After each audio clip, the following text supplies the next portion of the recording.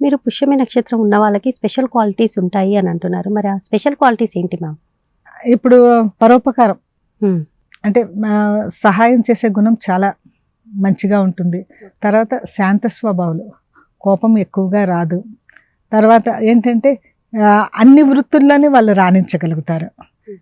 అంటే కొన్ని నక్షత్రాలకు వాళ్ళకి కొన్ని వృత్తులే పనికొస్తాయి, కొన్ని వృత్తులు పనికిరావు అనేసి అంటూ ఉంటారు. కానీ పుష్యమి నక్షత్రం వారికి అదేమీ లేదు, అన్ని వృత్తుల్లోనే వారేమో రాణించగలుగుతారు. అది అంటే ఈ నక్షత్రానికి ఉన్న ఒక ఇంపార్టెన్స్.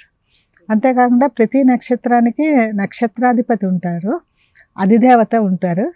ఆ విధంగా తీసుకుంటే ఈ పుష్యమి నక్షత్రానికి అధిపతి శని, నక్షత్రాధిపతి గురువు అన్నమాట.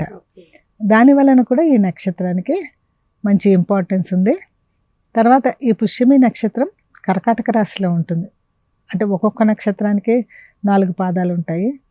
ఈ పుష్యమి నక్షత్రం 4 పాదాలు కర్కాటక రాశిలోనే ఉంటుంది. ఈ కర్కాటక రాశికి అంటే ప్రతి 12 రాశులకి ఒక్కొక్క రాశికి ఒక్కొక్క గ్రహం ఆధిపత్యం వహిస్తుంది. కొన్ని రాశులకి 2 గ్రహాల ఆధిపత్యం వహిస్తాయి. ఈ కర్కాటక రాశికి చంద్రుడు ఆధిపత్యం వహిస్తాడు. దాని వలన ఏంటంటేనే ఎమోషన్స్, చంద్రుడి వలన మనకి ఎమోషన్స్ వస్తూ ఉంటాయి.